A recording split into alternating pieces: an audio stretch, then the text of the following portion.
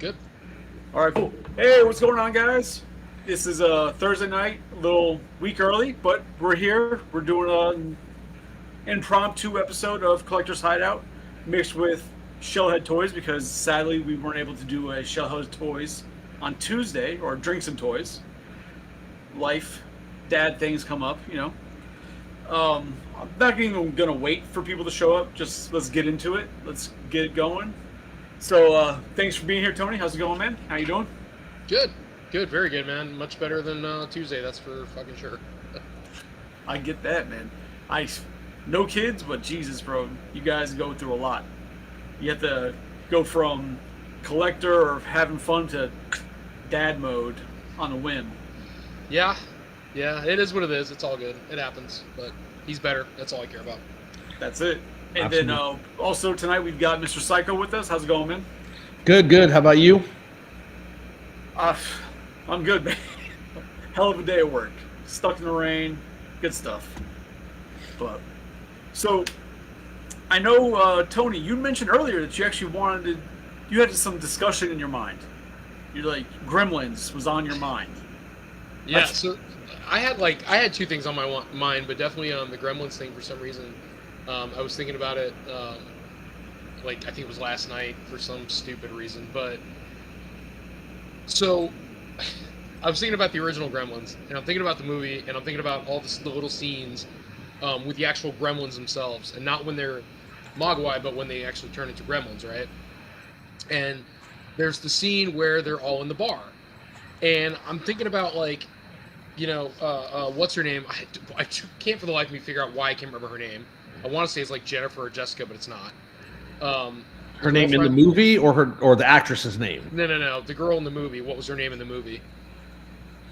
It's an excellent question. It's like Jennifer, Jessica, Sarah, one of those real generic names, right? I watched it for the Gremlins, so I can't remember, but so I'm watching her character, but I'm watching I'm thinking about her interactions with the puppets, and I'm thinking there's probably on the screen at any one time, unless I'm just completely way off base, 30 puppets at one time in each of those scenes in the bar?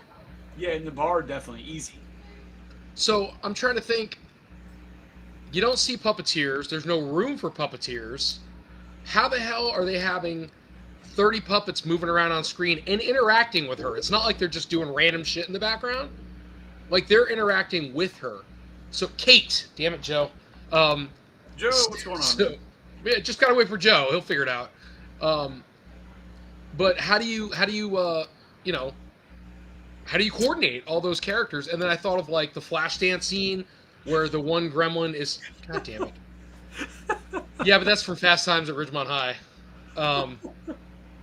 But the one scene where the one gremlin's doing Flashdance and he's just, in his leg warmers and stuff.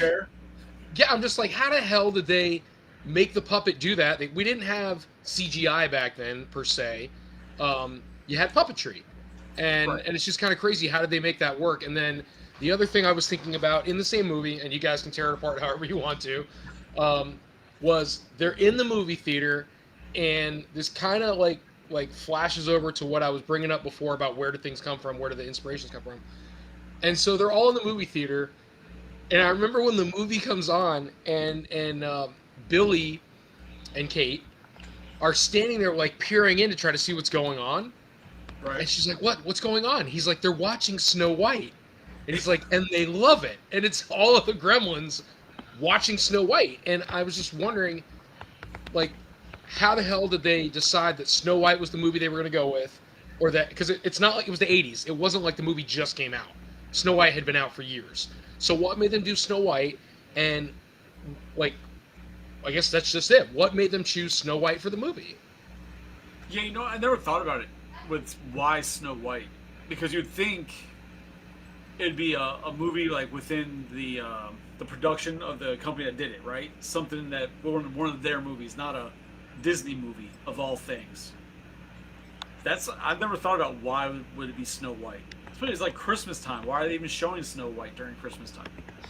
Right. It wasn't a Christmas movie. Just none of it made sense. If they'd have shown The Grinch or something, I'd be like, okay, I get it. But not really sure why why Snow White? Like, I couldn't find a correlation or one of those, like, those, like, hidden meanings, like, kind of like in Short Circuit, if you guys remember Short Circuit. Oh, yeah, for sure. And you remember, it's a great movie. Remember Short Circuit 2, where he goes with, what's his name, Fred or whatever, the guy who's, like, kind of the con artist, the guy who's, like, got all the money, and he, like, helps Ben, like, get the warehouse and the workers or whatever. Right. So that was Short Circuit too. Yeah. Yeah. So it's kind of the same thing. Like, that made sense when they went into the bookstore and Johnny picks up Pinocchio and Frankenstein, because it made sense, because he doesn't feel like he's real, he doesn't feel like he's accepted, and so that made sense. So I love when they do little hints in movies like that, but I can never for the life of me in Gremlins, I'm like, why the hell are they watching Snow White? I mean, it raised a good point, and I don't have the answer, but I did look it up, and I can tell you what Chris Columbus said. Oh. Yeah, so, because people asked him, and, why was Snow White Snow White and the Seven Dwarfs in Gremlins?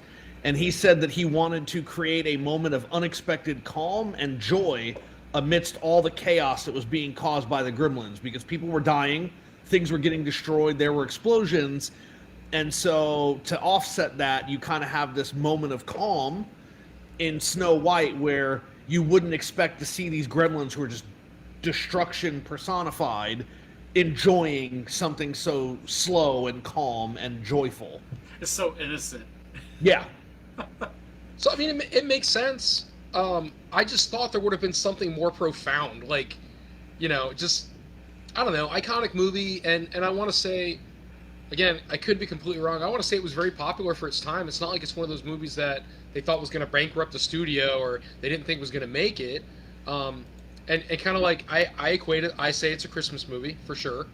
Oh, yeah. I don't know if... If people say Die Hard is, then Gremlins absolutely is. It's one of those things where... But do you ever stop and say... Like, we've had this conversation, I heard you guys talk about it on your last cast, but we're talking about how...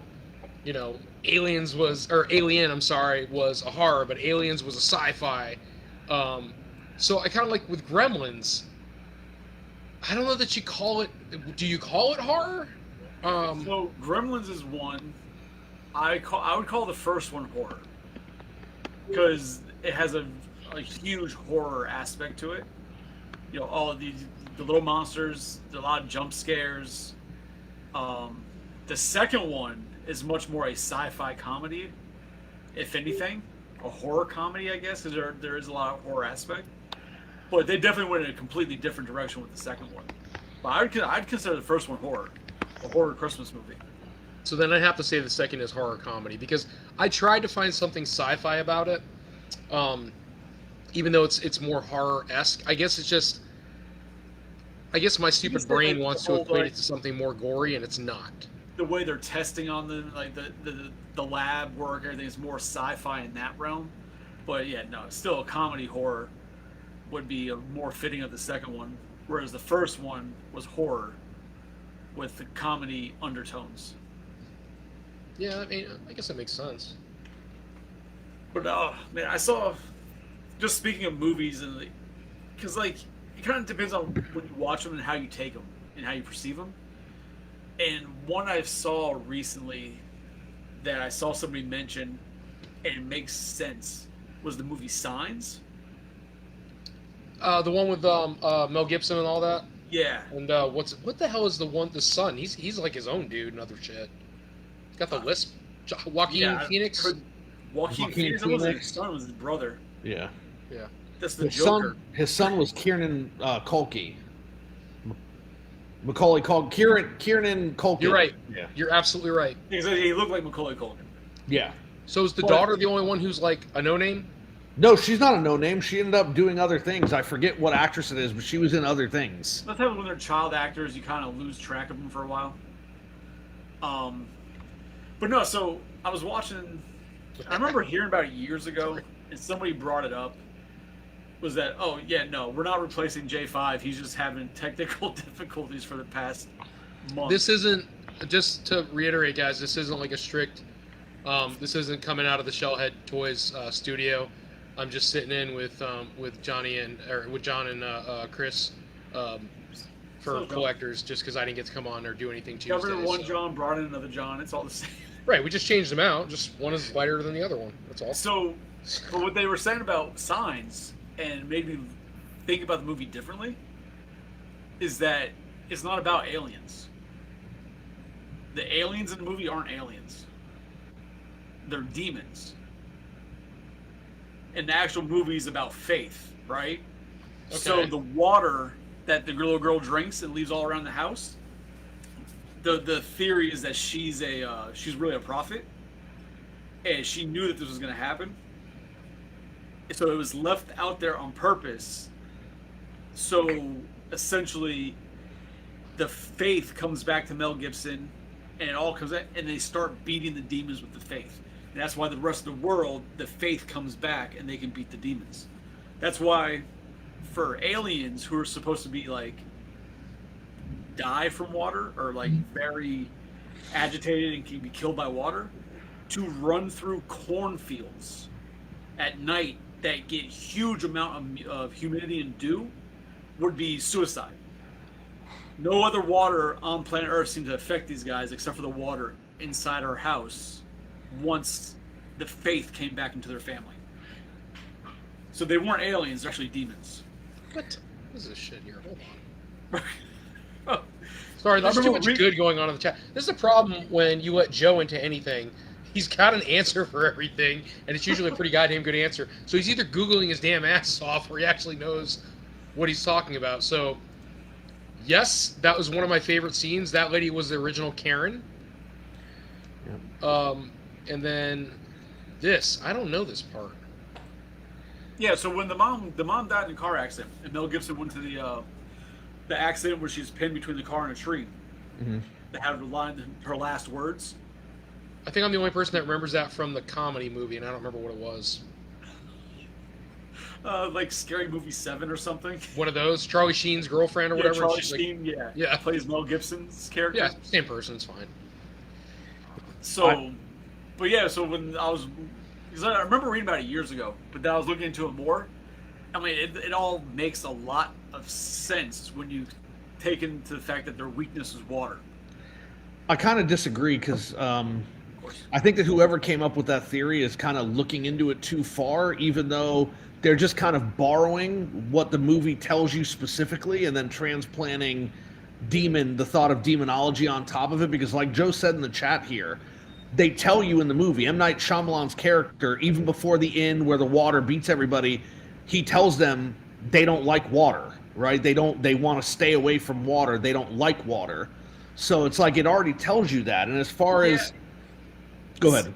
I guess where I'm looking at it is that M. Night Shyamalan has a habit of having double and triple messages in his movies, right? Yeah. Where he has all his twists. And that's where when I was reading it, I'm like, you know what? It makes a lot of sense if the water is a symbolic image for faith. Because you need water to survive. And this idea, faith is the lifeline. It's the faith that saves you. And I mean, I wasn't a film major in college, but I was an English major, and literary ideology teaches you that water used in stories, whether they be written or oral, is supposed to signify life. So water already has a strong meaning. The fact that they were able to harness the use of that water to ensure their life in the final moment was important. But again, I don't necessarily know that we can map demonology on top of that, right? Because the wife tells Mel Gibson everything he needs to know, but because it seems to be coming out of nowhere like stream of consciousness, he tells the character early on in the movie, I think it's his brother, that she was dead. Her brain was just rapid firing stuff that didn't make any sense, but everything happened for a reason, right? Like the son's asthma, because you're supposed to take from it that faith is important and that everything happens for a reason. So the son was cursed with asthma, so when this moment occurred, he couldn't breathe in the toxin and die. Faith. Right? The little girl had an obsession with getting glasses of water and putting them all over the house because later on it was going to be useful. It was supposed to be about the word of God speaking to people in different ways. And that's where the faith comes in. The faith is gone. So, okay. So I'm going to backtrack a second. Right. So these theories, I'm gonna backtrack and say it's almost like let's just call it like conspiracy theory for movie, right? Oh, 100%. Where it's like, okay, I don't want to believe it's that they made mistakes in the movie or they left holes in their story. I just want to believe that it's got to be this, because if it was this, those stories and those holes would make more sense, as opposed to just taking it for what it is, where it's like, hey, it's a movie about aliens coming down to a planet, a father whose wife recently died, he's dealing with that with his kids, they're in a survival situation, and stop overthinking all the small details that they left out. Because I think that's what happens in too many of these things. That's when you hear about, oh, this was really about... I'll give you an example. The best one I love, I think it's crazy, but I love it. Have you guys heard the one about Rugrats? I'm not going to go off on a tangent. But you heard the one about Rugrats, the cartoon? Remember that series? What about it? That they're all dead? Yeah. Yeah. Yeah, I've heard that. Yeah, so, I mean, it's like that kind of shit. Like the theory... Well, Batman's a different one. But those theories, it's like they're fan-filled, in my opinion. And not so much what the story was supposed to be. But when you look at, like, when people really dive in, you're like, oh, wow, that makes a lot of sense. Like a good conspiracy theory. Like, there's things that make sense, right? But like I said, with the signs, bro, like, nothing was fighting those things, right? That we saw. You know, M. Night Shyamalan, his characters mentioned, oh, they don't seem to like water, so I'm going to go by the lake. But nothing worked until Mel Gibson put it together and got his faith back. Then all of a sudden he's like, hey, swing away. Oh, now he starts smashing fucking glasses. You know what I mean? Like, it's like it all came back to the faith side. That's why I said it seems like the water is just a symbolic image for faith. Because you can't have a physical... You can't have something physically show faith. You have to have something else to represent the faith on it. It's a really interesting way to look at it, because it kind of changes the movie, but it's still the same movie. But it might change how you watch and interpret it. Like, if you watch it again. It changes little aspects, because, like Joe said, M. Night Shyamalan is 100% his movie's about twists. And that would be a pretty big twist. It makes sense why all of a sudden also we're following this family about a priest when it comes to aliens. Priests and aliens are usually on the opposite scopes of everything. Like, no alien, but they're demons. That's why the faith would affect them. Yeah. They brought it back. I mean, it's an interesting idea. It is definitely an interesting idea. I just think that it's about Mel Gibson's character, like, overcoming this idea that everything is random and that there is that faith is unrewarded. Remember, like, he's struggling with the inner turmoil of losing his wife, and he's like, I'm a good person. Like, I represent God. I give everything in my life back to God. And for him to allow this to happen, it's so random. So everything is random, and he learns nothing is random. Whether it be demons, whether it be aliens, whether it be anything, like the point of it is there is a meaning behind everything, and that God is constantly working. And when he lost his faith, aliens attacked. I'm just saying, like faith really has like a really deep pull in that movie. And when I was like, aliens, yeah, but then I was like, oh, demons though makes a lot more sense. Like I say, even like the whole water aspect. If it was just water, have you guys ever been in a cornfield? Yes. Yeah. At night, those things produce water like crazy. Those aliens have been running through the cornfield and dying because of how much water comes off of the husks. Again, I think that's an attention to detail that is being too over. Again, just my opinion, being too it might be. But it also would maybe one of those things like, oh, most people in America have probably never been in a cornfield. They won't realize that they're supposed to be wet. But, or, hey, what are those aliens going to do in Florida? Come off their ship and die because of the humidity? Yes, absolutely. Yeah, so Florida's the only safe space. I'm gonna grab my ball cap. True. But in the chat, Joe mentioned Karate Kid. I think that's been brought up not on our show, but like over the several years that Danny is the bad guy in Karate Kid. He's the villain. That theory is so dumb. Like, I hate when people say that, and they're like, No, it is wrong, but as soon as what was it? Cobra Kai came out, people started back up with, oh, Daniel's the villain. Cobra Kai even answers the fact that Daniel is not the villain, right? People are like, oh, well, he came in and he was making a move on Johnny's girl, except it wasn't Johnny's girl. They were broken up. He never physically assaulted Johnny or anything else. In fact, all he did was try to pick up the radio that Johnny threw, and that does not entitle him to get his ass beat, right? Like, he's like, hey, she doesn't want to talk to you. Well, first of all, we're going by 80s rules, right? Remember, we're not in 2025. Different rules. In 80s movies, when you break up with a girl, she's still your girl. Am I wrong? Like, every 80s movie, they break up and the guy still is this Aspen Extreme? Are we watching that right now? What's going on? Like, You're going to save a kid's youth center and some guy can't hook up with some other dude's girl? He's at a party. He's like, oh, we broke up, but he still likes her. And then he comes in. And, I mean, there's a lot of ground for that argument. I see it. Of course, Dan Russo's just an asshole anyways. He's a schmuck. All right, so by those standards, what about homeboy that bangs in Fast Times at Ridgemont High? So you got, I cannot remember their names, so I'm sorry, but you've got the ticket seller, scalper kid, and then you've got the assistant to the assistant manager on Wednesdays at the movie theater. You got that kid, and they're both down for this chick that works at Sbarro's. And the one kid who sells tickets is the one that ends up banging her. So where are those rules? Because they're supposed to be something. Isn't one of them Judge Reinhold? Different times, different rules. Right. Is it what now? What? I said, isn't one of them Judge Reinhold? Like the assistant to the assistant manager? Isn't that Judge Reinhold's character? God, I'll have to look it up now. Joe answer it first. Yeah, he'll answer it before I even fucking get to it, and then I'll feel stupid. Yep, Judge Reinhold. Yep. Yeah. I remember Judge Reinhold. Nicolas Cage was in it? Yeah. Yeah. Who the hell does Nicolas Cage play in fucking? Just a friend. Like, he does not have a big role, and he's not even called Nicolas Cage. He's using his actual family last name. Yeah, it was before he took the stage name. Yeah, he's got the Coppola name in that film. My God, dude! Didn't remember it. He is literally the guy at the fast food place that what's his face works at. Oh God, I can't think of any of their names right now. But one of the main guys. I remember watching it. It was several years ago now. I was watching it and I was like, hold on, is that Nicolas Cage?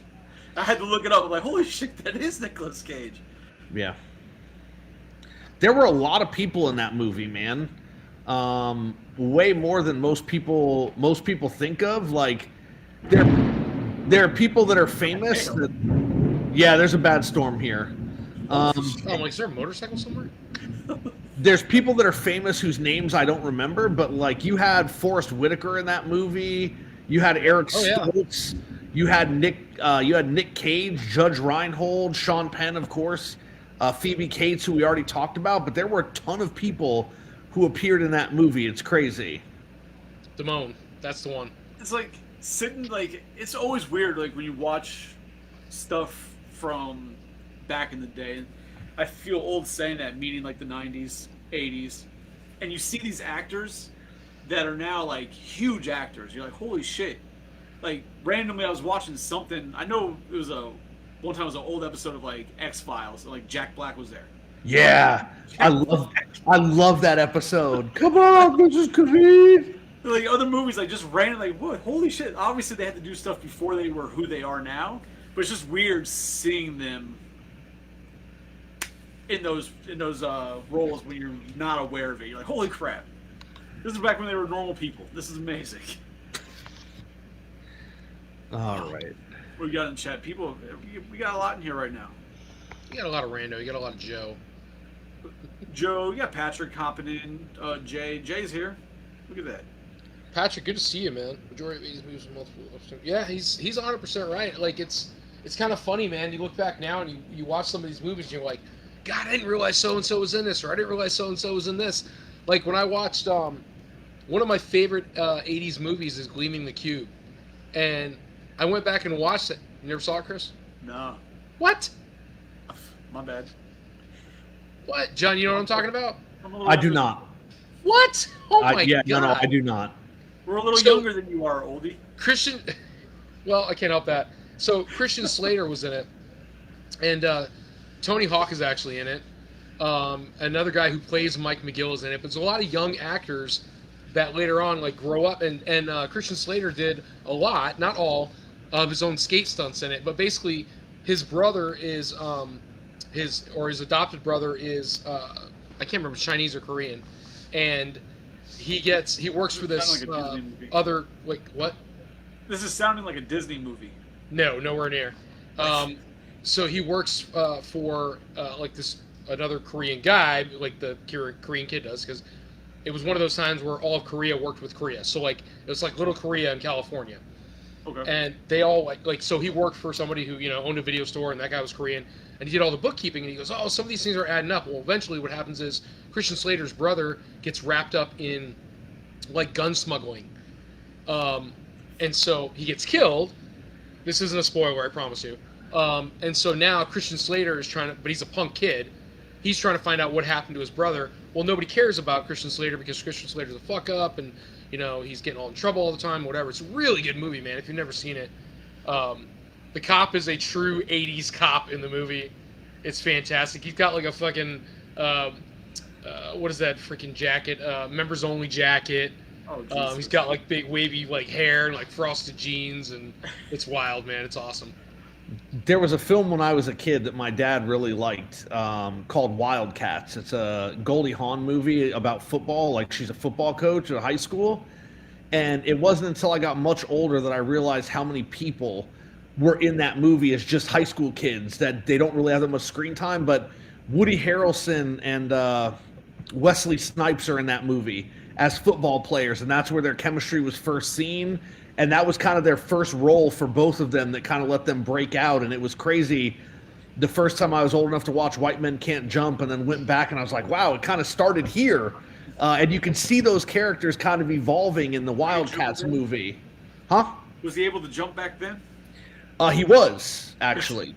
Yeah, it's crazy. He did not play a paralyzed football player. Yeah. Oh, see, there you go. One of my favorite parts in White Man Can't Jump, and it's so stupid, but it's when, oh my god, why do I want to say Wesley Snipes? Who was the guy in the court? Was it Wesley Snipes? No. Yeah, Wesley Snipes and Woody Harrelson were the main characters in the movie. But before they become friends, so Woody Harrelson's on whatever team, and they're playing against Wesley Snipes on whatever team. Yep. And I want to say the skinny kid was the kid who was like his little Wesley Snipes' little sidekick there for the moment. I want to say it was the guy from Class Act, who was also the cut up in Class Act, the lollipop kid. He was friends with Blade Brown and all the crap. I know I'm pushing way deep here, but I want to say it was him. But my favorite scene there is where they make the deal, and he goes, "What are you gonna do after this, man?" He goes, "Man, we're gonna go Sizzler," and he's just standing. He goes, "We going Sizzler," and I don't know why, but that scene is my favorite scene. Is it? Repeat that.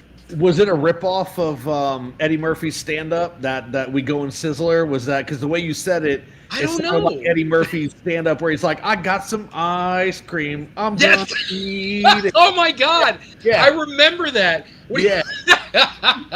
He's talking about like the ice cream man, ice cream, and then like his mom would throw a change down. Yep. And he goes, "Get your father toasted almond ball and get yourself a vanilla cone and bring me back my change." Yep. It might have been, dude, but just the way the guy did it, he was like, "We're going Sizzler." Yep. God, it was like 1990 or 92. I don't even know. Yeah, I would imagine it was very much inspired by Eddie Murphy because that was a huge show. Oh my god. I'm surprised that Jay in the chat didn't say anything because that's one of his favorite Eddie Murphy stand-up moments of all time. Yeah. Oh my god, some of Eddie Murphy's stuff back in the day was super funny. Oh, absolutely. Yeah. And it still like holds today. Watching that shit, like maybe some of the things he said, the PC police probably don't like. Could not get away with now if you wanted to. I don't know. Did you watch South Park? Because that shit was fucking hilarious. I love South Park. It's one of my favorite things ever. Yeah, but it's lampooning something different, right? Like South Park is not treading the same ground that Eddie Murphy tread in Delirious. Well, no. South Park had major rules. I believe it was South Park, or maybe it was Family Guy, that if a cartoon says it, it's okay. As long as it's a cartoon. If it's a live person that says the things that South Park or like Family Guy says, they're canceled. But because they're cartoons, they get away with murder. That's... Imagine Richard Pryor in today's day and age. It wouldn't happen. He'd be gone immediately. Richard Pryor was hilarious. His movies were awesome, man. I love The Toy, and I love Brewster's Millions. Brewster's Millions was great. Great movie. And his chemistry with Gene Wilder was absolutely phenomenal. Yep, I agree. So great. 100%. Never seen it. I remember the first movie I saw Gene Wilder in, and it was not Charlie and the Chocolate Factory. It was a weird-ass movie, man. The first one I saw him in was Blazing Saddles? I think that was my first one, too, way before Willy Wonka. Yeah. It wasn't Blazing Saddles for me. Blazing Saddles is amazing. He plays... It actually was a little more... from what I remember, it was a little more serious movie. The only scene I can remember, though, like very vividly, for the wrong reason, was he was in bed with this girl.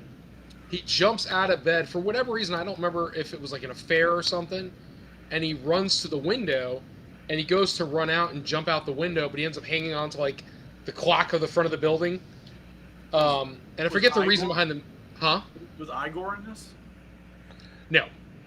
It wasn't Young Frankenstein. Yeah, no, that was a great movie. I love that movie. But the only reason that scene sticks out vividly in my head, because the girl chased after him, and basically it was your face down there. Take that how you want to. I mean... Color and length. Just throwing that out there. But I mean, when you look at some of those old comedies, I mean, Blazing Saddles was amazing. It wouldn't get made today. Not a chance. I mean, when I grew up, my dad loved the movie Revenge of the Nerds. We watched that movie all the time. You can't even get that movie anymore. They pulled it from all the shelves. They pulled it from all the streaming services. You can't buy it or watch it anywhere because of how offensive it is in today's sensibilities. But it's just crazy. I mean, that's just stupid because it's already out there. To try and pull stuff now, it's been around for 30 plus years. Like, it's out.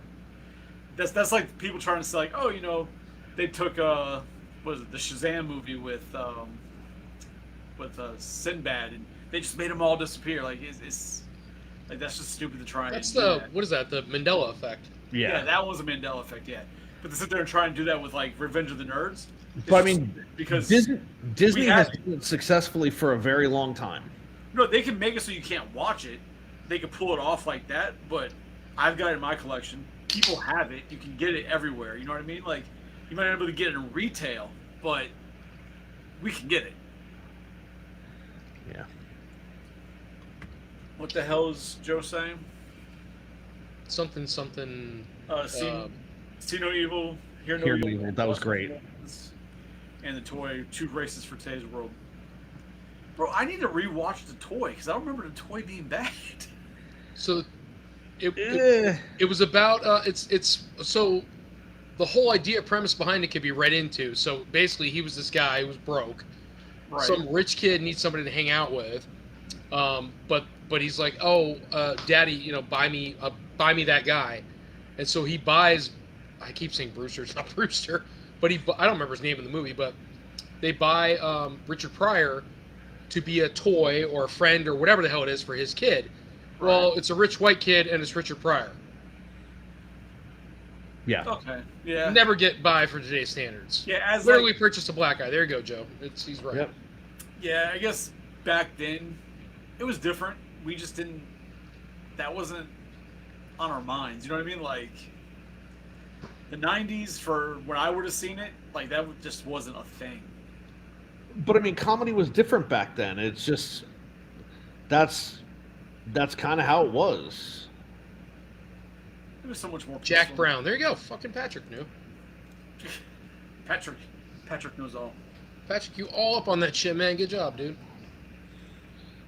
But damn, man.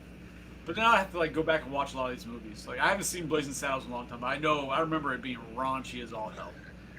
Right? Yeah. But it's always funny because like even when you look back to old stand-up, like you were saying with Carlin and Pryor and all that, bro, have you ever seen like Bob Saget's stand-up from the 90s?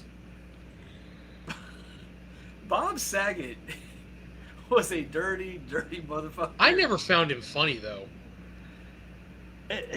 And there's a difference. No, he was more like a shock value, right? Because you're not expecting Danny Tanner to sit there and talk about. But I think that's his MO. I think it was like he had to break the stereotype that I'm this guy that you see on TV. I'm actually this guy, and I think it was so far left that I was just like, all right, dude, you're trying too hard. Yeah, I was in high school when I first saw like one of his stand-ups, and I was like, holy shit.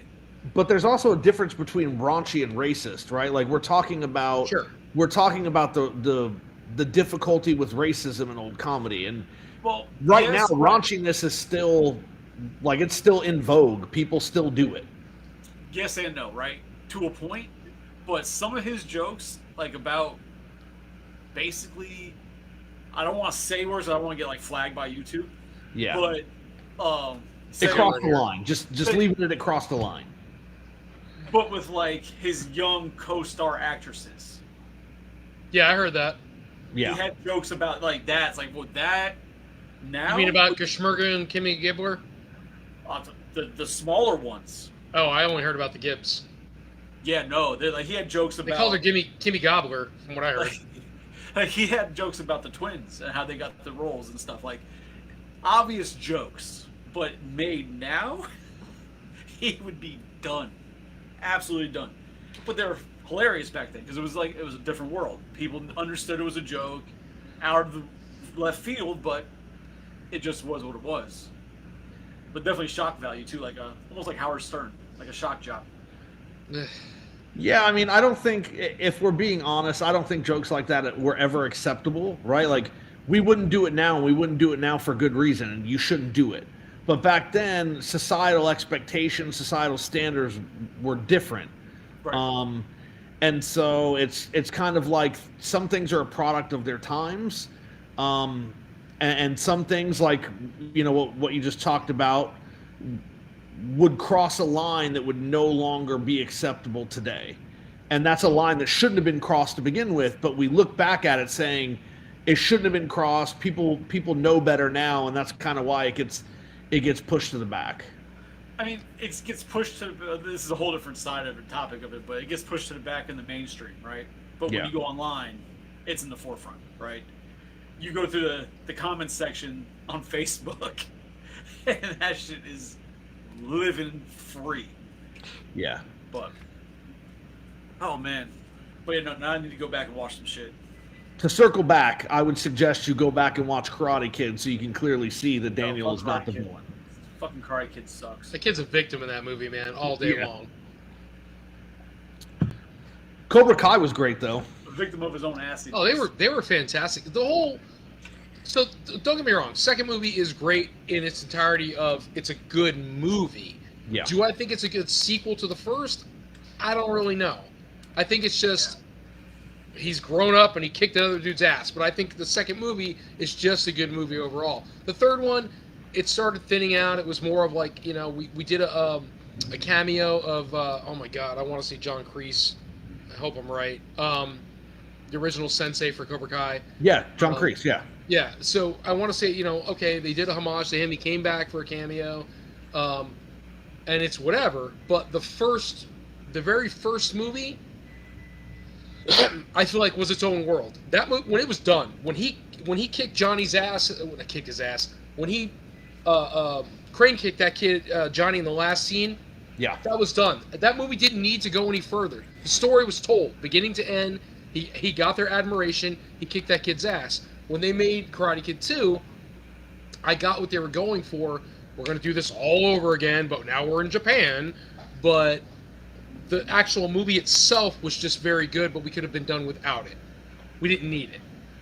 You could make the same argument about Rocky, though, right? Like, yeah, the first Rocky movie, you didn't need to go any further than that, but then the second one's like, all right, we got to have him win, right? And then, like, he's got to win. But I feel like that's why we had a second movie. Because he didn't win the first one, Apollo beat him up.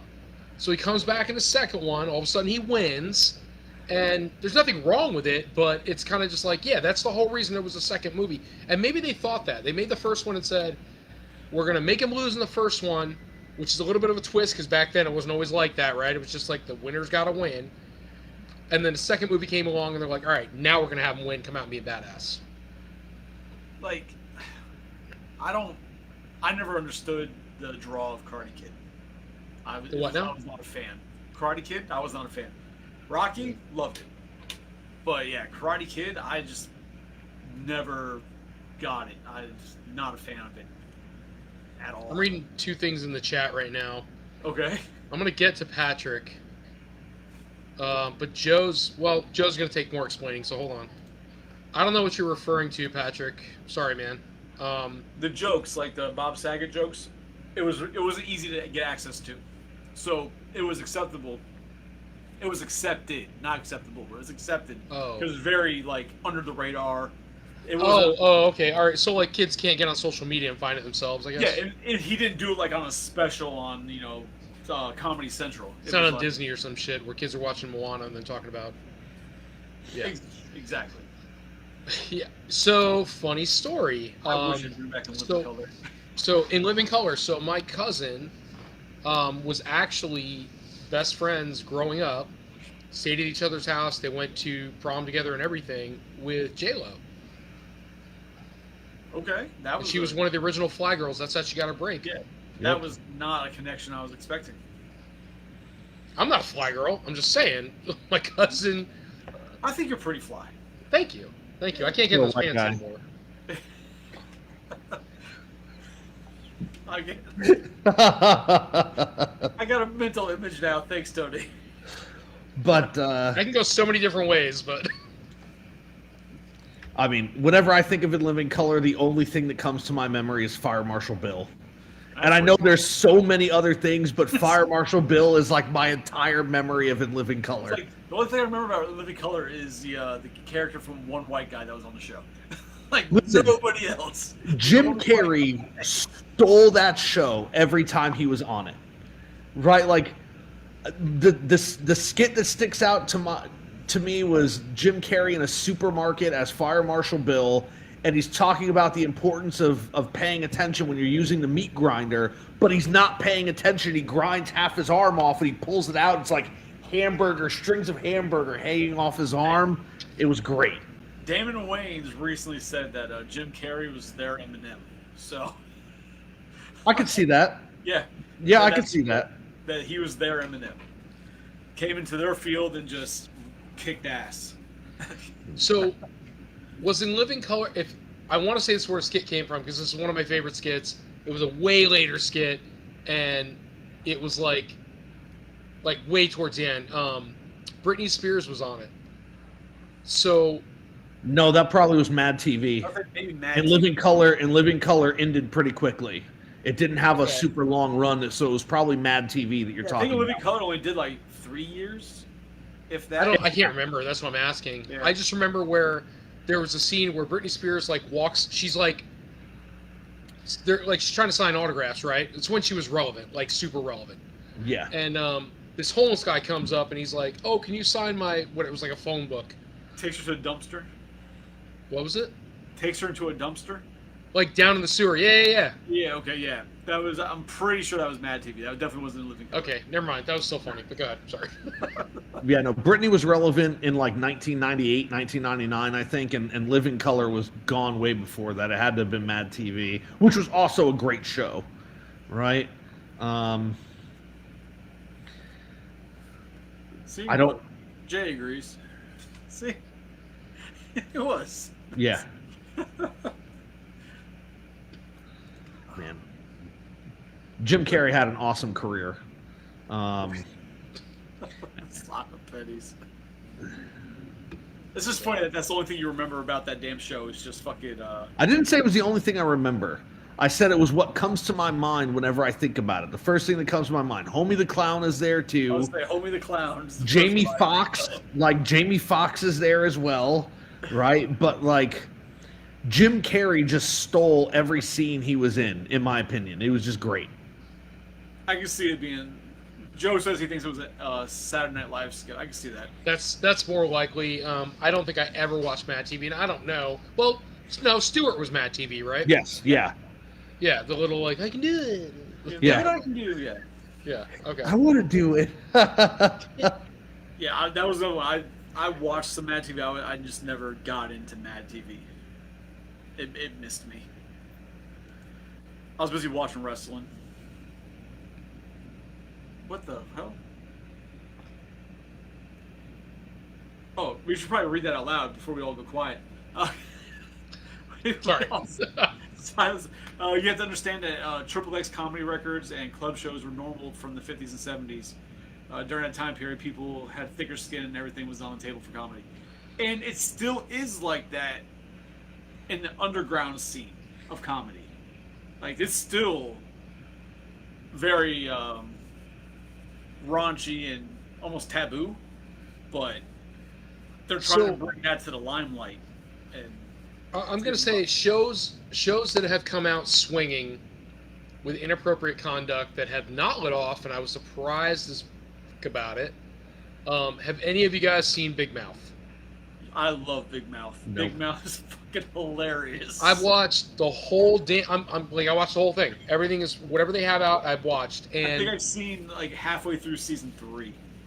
Dude, it starts out. I'm just going to give you a little brief synopsis, right, John? So what it is it's these kids who are going through puberty, and so they're in 5th grade, whatever it is, and that's like a whole season, and then they go into middle school, and that's like another season or something, or 2 seasons, and then they go into high school, and like it's a whole thing. It follows these kids like through their changes, but it is extremely graphic, and extremely funny, and it absolutely captures everything awkward and otherwise that could ever happen to a kid during those time frames. And so how they got away with it, I don't know.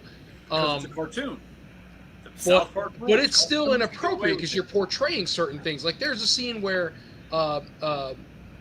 Nick, it's Nick, and his name's Nick in real life too. I forget the comedian's name. Nick not Swartzen, Swartzen, something like that. But yeah, it's like John Mulaney's in it. John Mulaney plays his best friend. The guy Nick plays like 3 different characters. It's hilarious, regardless. But there's a scene where Nick, one of the kids, he gets caught for some reason like hanging from something, and his pants come down. So they're all making fun because his junk is small. You gotta watch it. This is coming out so bad, but you're making fun of it because his junk is small, and it just happens to be a scene in the movie. Now I don't remember if they show it. I don't think they do, but see, South Park would show it. South Park would show it. We've seen Cartman's junk like 8 times, but no. But the kid's like hanging from there or whatever, and like So if you haven't seen it, it's fucking hilarious. But again, that kind of comedy. I don't know how the hell even if it's animated, how did they get away with it? Because the context is so inappropriate. Because I'm telling you, it's because it's animated. People don't pay attention to it. It gets like a pass. Like there's still gonna be lines, but the line is much different because it's an animated cartoon. It's just so fucking wild how much they let slide, man. And even because look at some of the shit that like even Family Guy does and says that they get away with. Right? Nowhere near as bad as Big Mouth. I feel like Family Guy is tame. Compared to Big Mouth and South Park, right? Family Guy is tame. But look at some of the stuff they do get away with, though. The abuse, the fighting your spouse, like damn near killing, like they get away with a lot of stuff that you wouldn't get away with in live action, right? And that's just how it goes. But Big Mouth, bro, I remember the first season of that show. I was like, saying that, I was like, how the hell did they even greenlight this? Like, literally, you're watching middle school age kids. So, John, the idea is that they're going through puberty, but you also see their puberty monster. They're hormone monsters. Their hormone monster who's like they're pushing them to do the stuff to get them through puberty, and the things they try and make these kids do, and that they do make the kids do, and the things the hormone monsters say to each other about the kids, it's horrible, but it's hilarious. Jay made an interesting point. He was saying that he didn't think Chappelle Show would get made today. And there's absolutely some skits from Chappelle Show Season 1 and Season 2 that I think he's absolutely right. They wouldn't get made. I'm sorry, dude. Knowing all the dance moves, breathing all the air, no, that's not going to get ever made again. I don't think Clayton Bigsby would get made. That skit absolutely not getting made. I disagree. No, I think as soon as that N-word drops as much as it did in that show, forget it. No, I disagree. I think that there's a pass on it. I don't want to. Damn it, man! I think Chappelle Show gets the pass because of the actor, because of the comedian. Man, I'm trying to say this without it sounding. I think because of the race, there'd be more leniency versus if a white comedian tried to do a Chappelle Show. You see what I'm saying? Like, they'd be like, yo, no, because of the shit that he did on there. But because it's a black comedian or a minority comedian, there's more leeway. Oh, yeah, they can do that. That's cool, because a lot of stuff he can get canceled for is if a white guy did it, it canceled all day. But because he's not white, we're good. We're good. Yeah, I mean, I don't... To respond to what Joe said, I don't think that's what led to his run off to Africa, right? Like, he's been very open about his mental health struggles that kind of pushed him away. It was the fact that, you know, the executives at Comedy Central were like, this is what you're going to do. This is how you're going to do it. These are the skits that we want. And essentially they told him, you know, according to the interview that he did, that they owned him and he was required to do what they said, and he just left. He's like, cool, I don't need that, gone.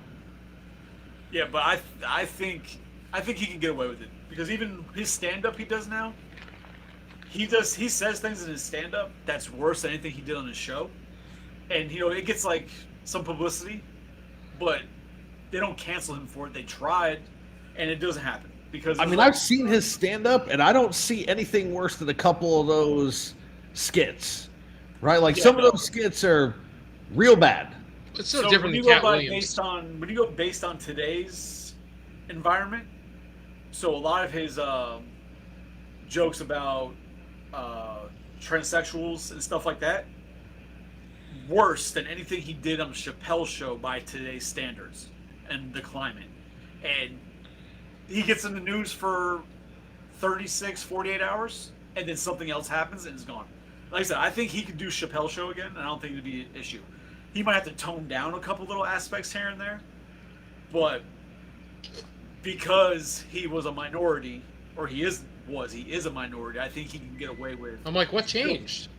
Still get away with doing those. What changed? Because, you know, that's just the way it is. I could be wrong. Been out of the sun for too long? I don't know.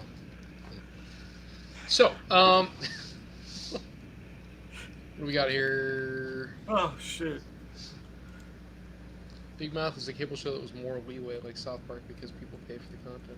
Well, no, yeah, Big Mouth is, I think, Netflix, isn't it? It's not even cable. It is, yeah. It was a Netflix original. So, I agree. I think it's one of those shows where Netflix was like, "Fuck it, let's see what happens." They had good producers. It's well written for sure, as like messed up and inappropriate as it is. So, I don't know. I don't think the show is going anywhere unless I thought this was the last season.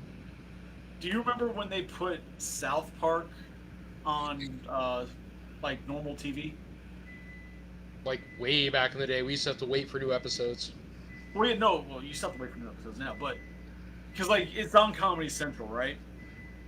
But there was a time where like they put like reruns on like Channel 7.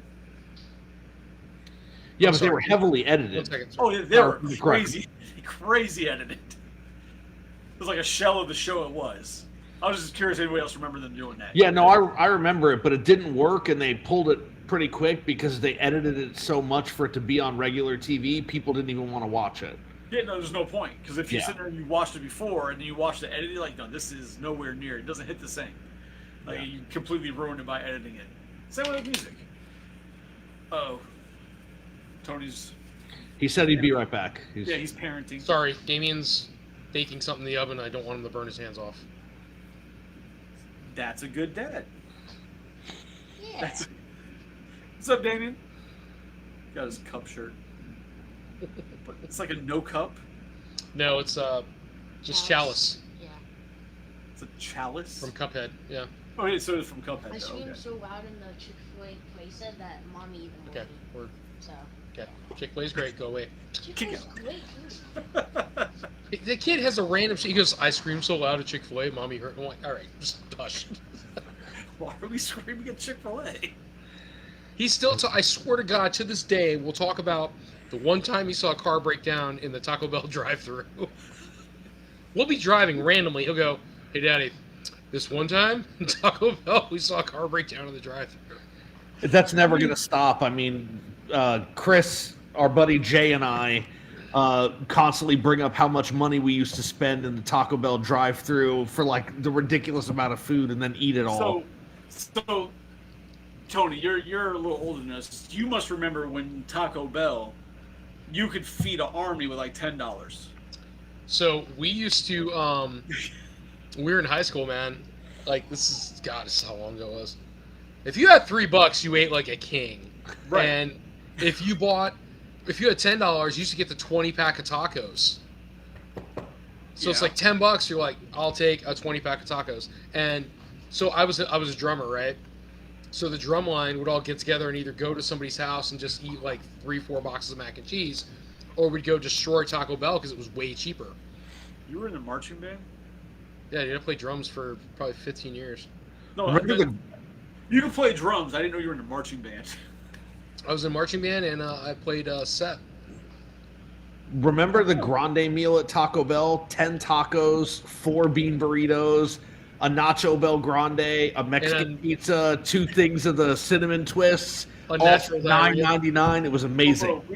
So we would go to my house, and within like 5-minute drive, we were at Taco Bell. So we'd all be hanging out, playing video games or whatever, and we'd make a run to Taco Bell. And a couple times, our buddy Jay was like, "Oh, I'll pay."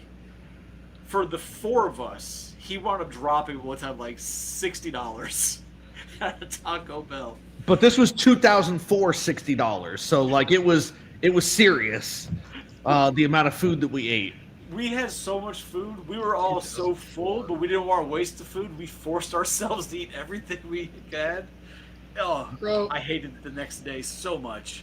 In 2004, I was building hot rods or mini trucks or whatever, you name it. I was probably building it. And after working on stuff all day, I'd go to 1 or 2 places. Me and my buddy Pito, or Dan Pardo, but and I had other buddies who used to hang out, but he was my car guy. He was the one we worked on stuff. So we would either go to the KFC buffet, which was a thing. Yes, KFC buffets were amazing. Oh my God, man! It was like unlimited biscuits, KFC gravy, and like you didn't even give a shit about the chicken. It's like I don't care what you put out there. You got gravy and biscuits. I'm good. Fucking KFC hockey pucks. Oh, yep. It was so good. And then the other thing is I would go to Caesar's and get a $5 pepperoni cheese pizza, man. And I get the square one because I love the square one because it was the best. And I smashed the whole pizza. The best edges.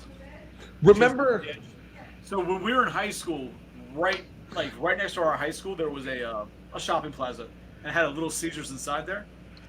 So we'd leave, right after school, go there, grab a pizza, or you paid $1 for Crazy Bread. Oh you my get a pack God. of I remember Crazy that Bread for $1. Yeah.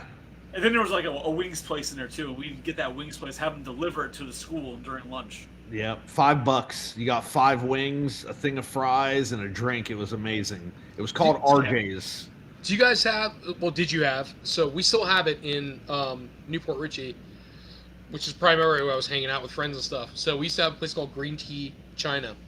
It's $7.99 now, but it used to be $4.99 or $3.99, and you got a styrofoam container, stupid full of rice, and then whatever the hell you chose. Huh? You ever go to a mall and get like? It's like that. Mall food. They fucking pack those fucking. They're just like that's how it used to be. Like I want to say it was like $3.99. I'm like, and I'm looking back and I'm like, God, how did we ever eat that much food, man? Like in one sitting. We used to go to King's Super Buffet, and we would sit there for hours and eat. We got kicked out once. It was great. Yeah. They were like, "You guys have been here too long. It's time for you to go." And we're like, "But we haven't been here that long. We were there for 4 hours and we were still eating." And the woman was like, "It's time for you to go."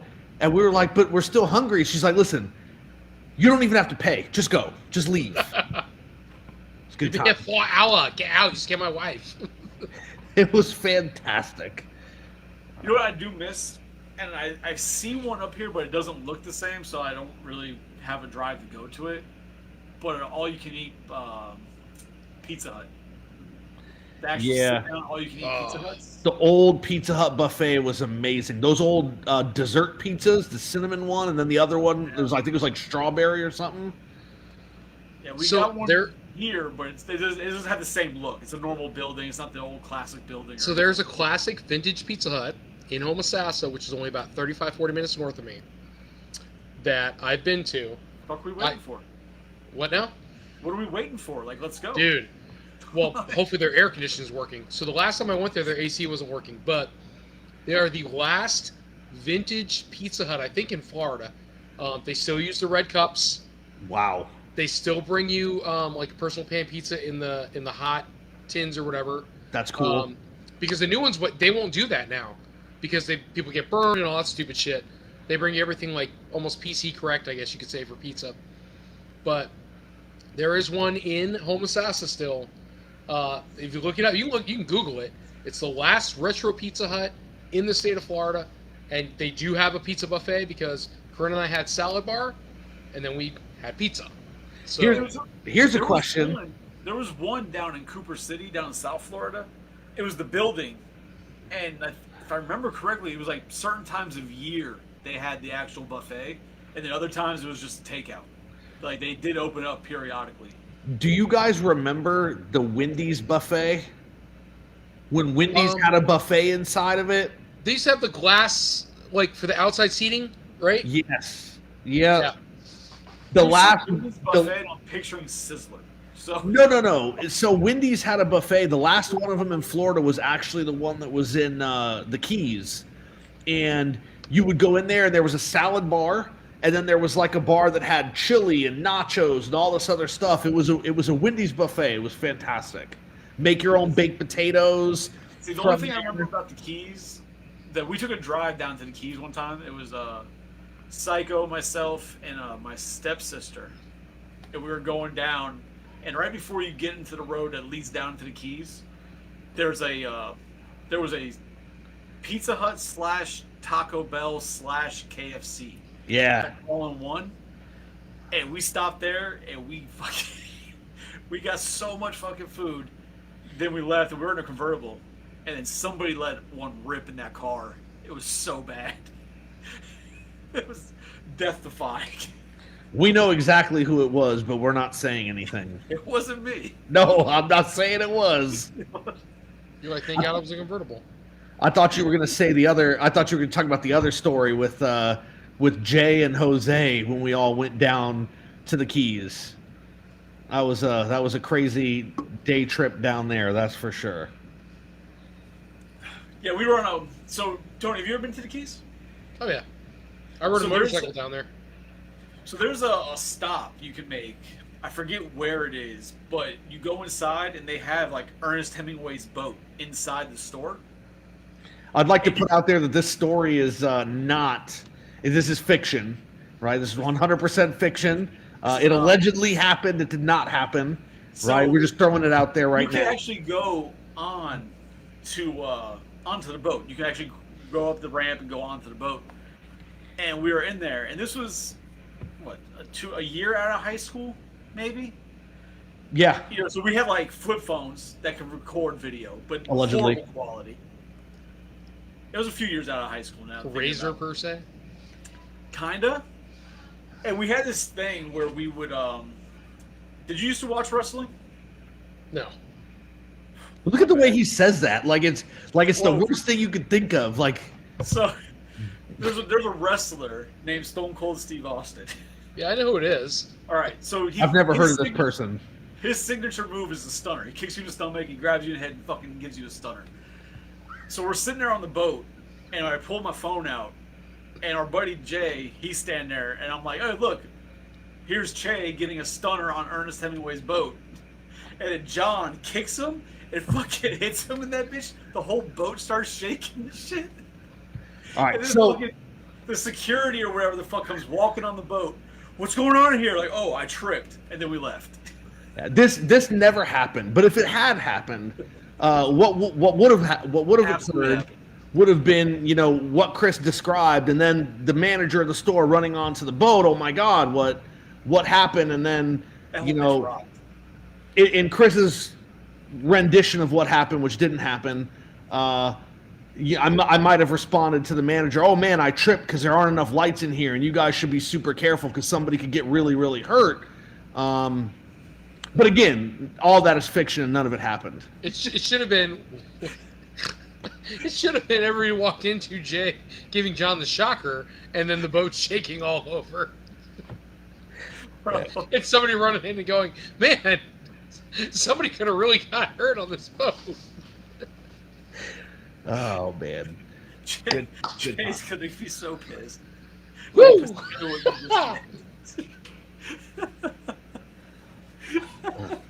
All right.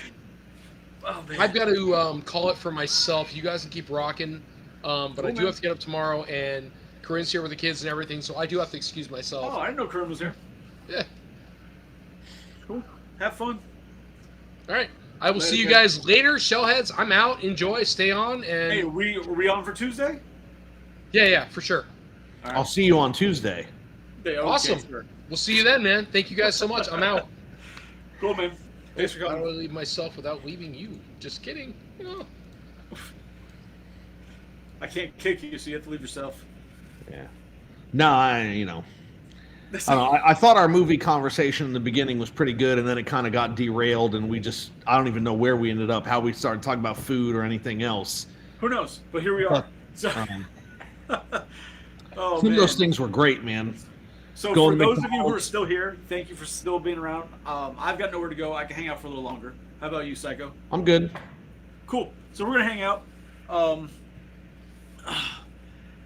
I guess going back, though, if you want to get back into the original conversation of the movie side of it.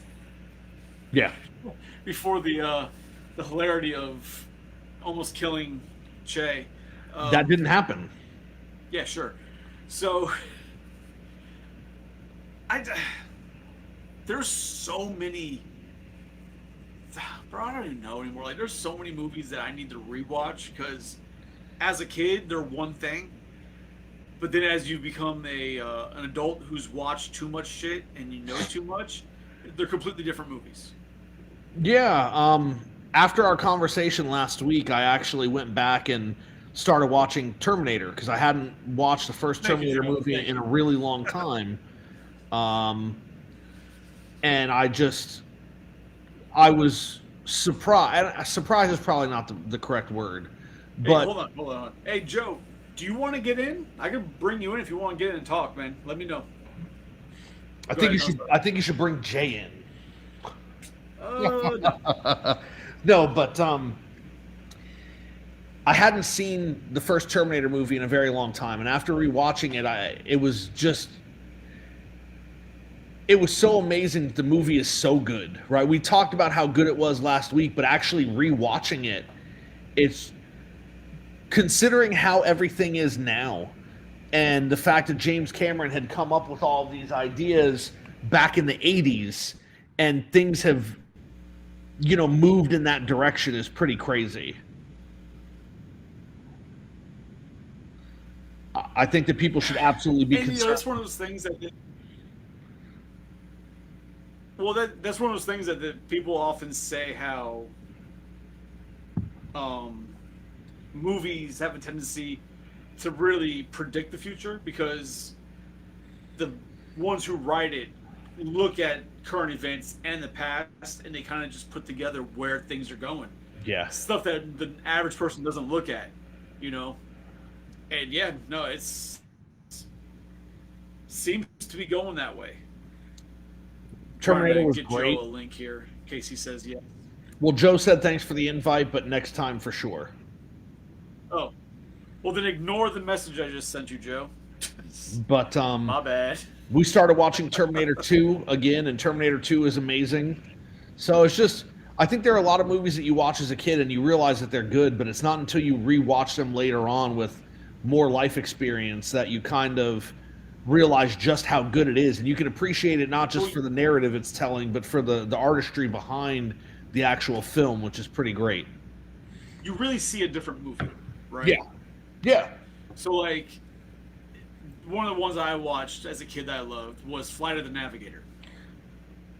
Yeah. Watching that as a kid and then watching that now, completely different movies. You have a whole different experience. And it's one of those, I'm glad I watched it as a kid, because I think about, like, my parents, right? They watched it with me, but they only saw it as adults. So they only saw one movie. Whereas I got to live it as a kid, enjoy the hell out of it, and then watch it as an adult, like, holy shit, this is still a really good movie for different reasons than I liked it as a kid. Same thing with Sandlot. You know what I mean? Like, Sandlot, you watch as a kid, like, oh, this is fun.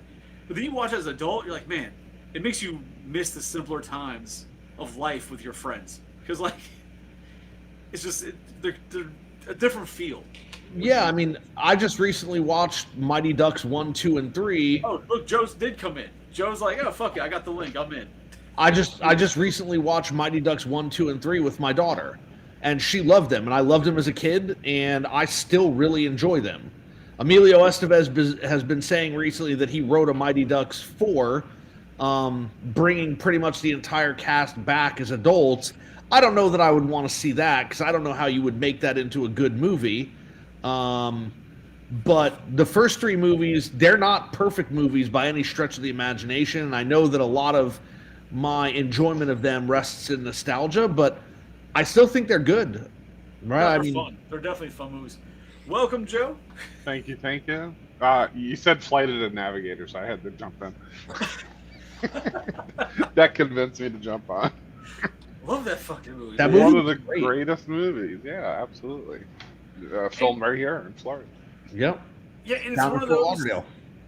Before watching it again, I was worried to watch it again. It's like, oh, what if this turns out to be one of those movies that was only good because I was a kid, and it's gonna be bad, So I pulled up my big boy pants and I watched it. I was like, holy, no, it's still a really good movie. Like I said, for different reasons now, you see it from a different point of view, but still a really good movie. They've been talking a lot recently, well, maybe not a lot, but they've been talking about remaking that movie. I don't know how a remake would go now. I don't know that they could do it well, because part of the charm for Flight of the Navigator for me is it's such a small movie, and it's got a smallish budget, right? Especially considering other movies that were made in the contemporary time that it was made.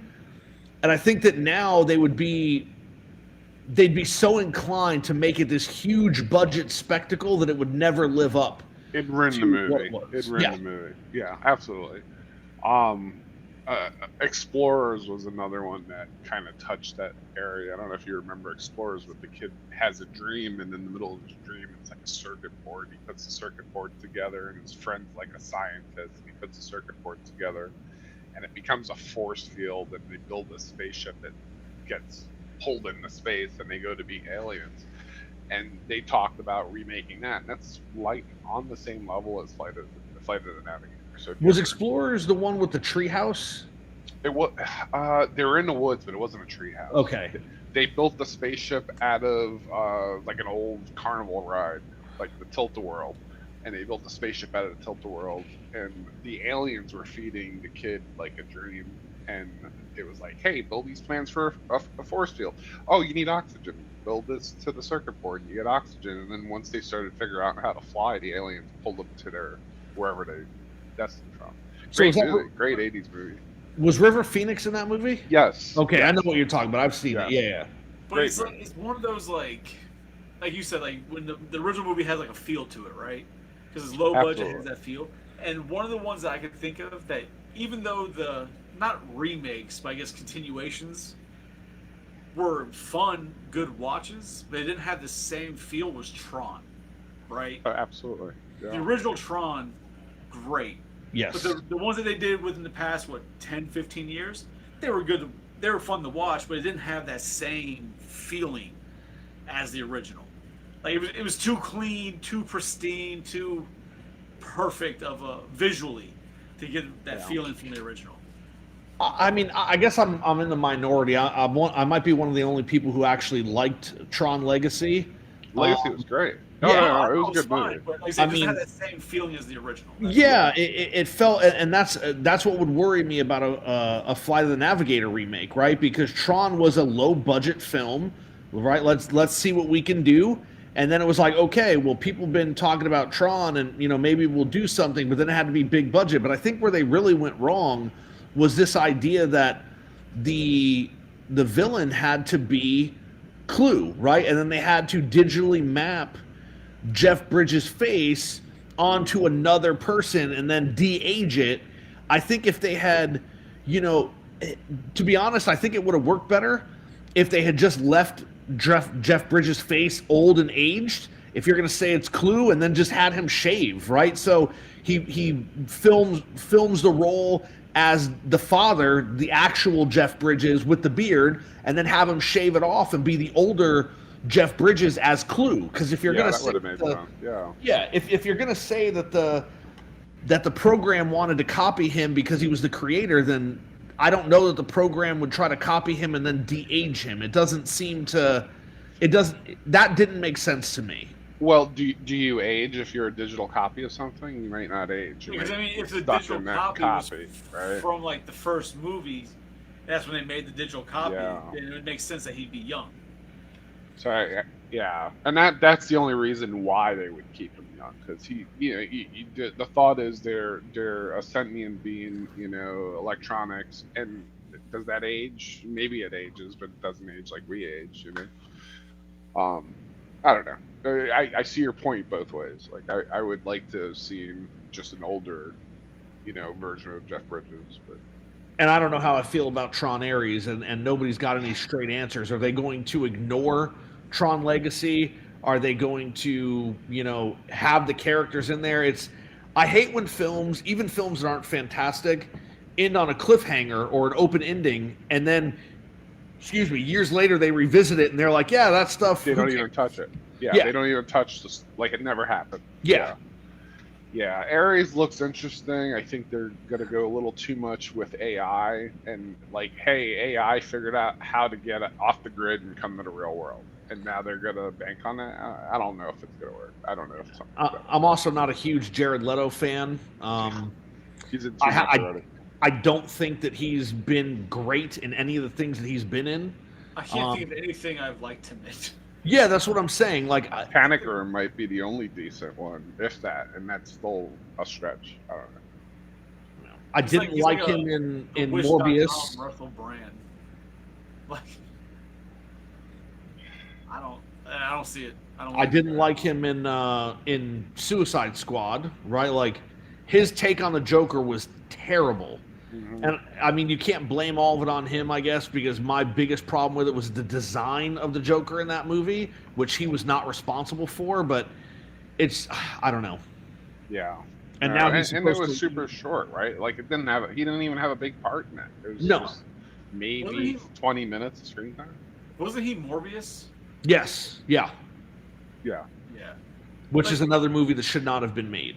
It's funny, like Morbius I enjoyed it as a vampire movie, not as a Marvel movie. But does that make sense? Yeah. Like, Yeah. I think Madam Web was sort of the same way. Like, it was a good movie, but does it tie in any type of universe? I don't think so. I don't know. yeah, that's always weird when they do that. When you watch a movie, you're like, all right, it wasn't bad, but for what it was supposed to be connected to, it was horrible. Like, it doesn't do any of that justice. Sony's just like throwing things out there, hoping that people want it, and it's so far they've all kind of bombed. And it's funny because, at least in my opinion, none of the 3 Venom movies were any good. But Tom Hardy plays the character so well. Like, he's very believable as the character, and he's entertaining. And I guess that they took the fact that people liked Tom Hardy as people liked the movie. But the movies, especially as a Spider-Man fan who loves the symbiote saga and everything else, the fact that you can have a Venom without a Spider-Man is absurd to me. Absolutely absurd. Yeah, and they touch that on Doctor Strange at the end of Doctor Strange on the ending, one of the ending credit scenes. It shows Tom Hardy at the bar, but then he gets sucked back to his universe. He gets sucked back to his universe, but are they going to visit that? Because he seemed like he was interested in getting. Because I think he got sucked back to his universe, but like a small piece of the symbiote stayed. Yeah. But with like Marvel, that's never been. I don't think it's been touched on since. No.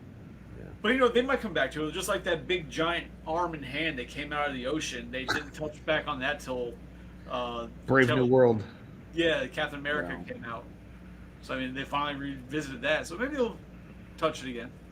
I don't know. But I worry about remakes though, right? Like, because so many of the movies that I enjoyed as a kid, which weren't like huge budget, great, fantastic films, they're talking about remaking. Big Trouble in Little China is another movie I loved, right? And I still do, and they keep threatening to remake it. And I use the word threaten because they will ruin it. I know they're going to ruin it. But I worry. I don't worry about them remaking movies from my childhood because I can separate what I enjoyed and I loved in my childhood in that movie versus whatever the hell they make now, right? Some people act like it ruins their childhood, like all hell is raising. It's just it.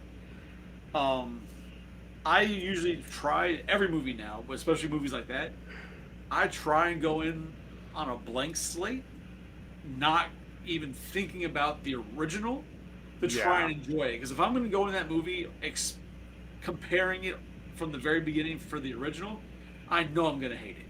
You know what I mean? Like, it's just... I force myself to forget about the original to try and enjoy those movies. And if Jay is still, I, for the most part, enjoy the Ghostbusters Answer the Call. So yeah, because I didn't sit there and try and compare it to the fucking original. Yeah, you can. Yeah, that's fair. If Jay is still in the chat, this is going to drive him crazy, but they've started talking again about remaking The Princess Bride. Like, we don't need that. That movie doesn't need to be remade. That movie needs to be left alone. It could go for a sequel. No, it cannot. It absolutely cannot. I'm down for a sequel. No, there's no sequels. Just like they're doing the sequel for Spaceballs, I could do a sequel for Princess Bride. No, we cannot. I think it'd be fun. Found the second book. Who writes one book? I don't think that there is any chance that a sequel to that movie or a remake of that movie would even be decent. Yeah. A remake? I mean, no. But even a sequel, what are you going to start the same story? The grandfather's reading to the kid in bed and then telling a story? I mean, well, no. The sequel would essentially be, you could have it as Fred Savage. Fred Savage reading to his kid. Right? Yeah, there you go. Yeah. Continuing it that way, and this is the sequel. But it would have to be the right story. It couldn't just be like a forced sequel. Like, it would have to make sense. Yeah. And then have a Deadpool cameo. Like, no. See what Maybe I mean? tell it in his own perspective and change the story up. So it wouldn't be a remake, but it wouldn't be the original. I mean, yeah, because if I remember correctly, Grandpa wasn't really reading the book anyways. He was kind of just telling the story. 100%. So he could just do his own. Jay. No, a movie that I'm worried about them eventually trying to remake, besides Jaws, is a Never-Ending Story.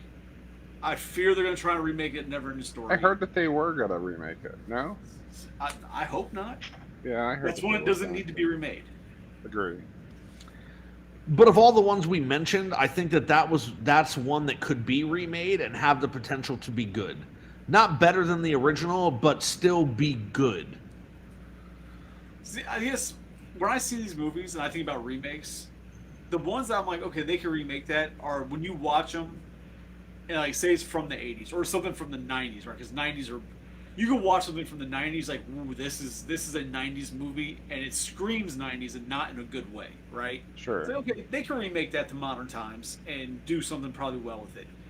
But when you get a movie from any of those eras where the movie's not based in that era, so something like Never-Ending Story, it's not based in a specific era. It's like that's not the main part of the movie. You're in a fantasy world. You don't need to remake that. Like, you're in that world. They don't need to remake Lord of the Rings, as much as I hate it. Like, they don't need to remake those things because they could just last. Because you don't have anything to compare them to. Like, oh yeah, this just looks so dated. Like, no, it's a fucking fantasy movie. You don't really need to remake those. You can just release 17,000 special editions and reintroduce them. So, I mean, here's an interesting topic then. What movies do you think from the past should be remade? Should be. Honestly, for me, it would have to be something that's not going to be where they have like crazy practical effects, where they're going to be put to CGI, right? And that's mainly because I don't want to hear people bitch and moan about, oh, CGI sucks, and just demolish a movie before you've even seen it because it's going to be CGI. But I would like to, honestly, I think I would like to see a movie like, I might get a lot of hate for this, but I'd like to see Scarface redone. Scarface has that feeling, obviously, of like the Vice City type feel to it for what it was, but I think they could redo it, change the aspects here and there to make it more modern, but I'd like to watch that. I think that could be an interesting way. Because you're not going to be heavy on, CGI and all that shit. It's not a fantasy story. It's just, Miami being shitty Miami. Okay. I can get with that. I think a Nightmare on Elm Street reboot would be great, but they've tried and they can't successfully do it, apparently. There's an internet meme where it's DJ Smalls coming back as Freddy, and it's a Rob Zombie make, and everybody wants that to happen, but I don't think that'll ever happen. But Rob Zombie, after Halloween 2, needs to stay away from horror 100%. franchises. Yeah. Halloween 1, I actually enjoyed. It was Rob Zombie's Halloween 1. Halloween 2 was trash. Apparently, if you watch it again, it's different when you start thinking about different aspects of it. I was like, yeah, I'm not even going to give it that chance. They did do the remake of Nightmare on Elm Street, and I didn't hate it, but man, I didn't like how he looked. Yeah, they didn't do it right. I didn't see it, but most of the criticism that I saw was that Freddy was not good. And I think when you're dealing with a movie like that, right, like the movie lives and dies with the actor playing Freddy. And I think that Robert Englund is so central to the success of that film. If you can't find somebody that has the gravitas, right, or the charisma to pull it off, I don't think it can be successful. So, I think part of the problem with that is Nightmare on Elm Street shot themselves in the foot, right? Because when you watch the first Nightmare on Elm Street, and then you watch 2, 3, 4, 75, 104, right? They all go more and more comedic versus what the original Nightmare on Elm Street was. Yeah.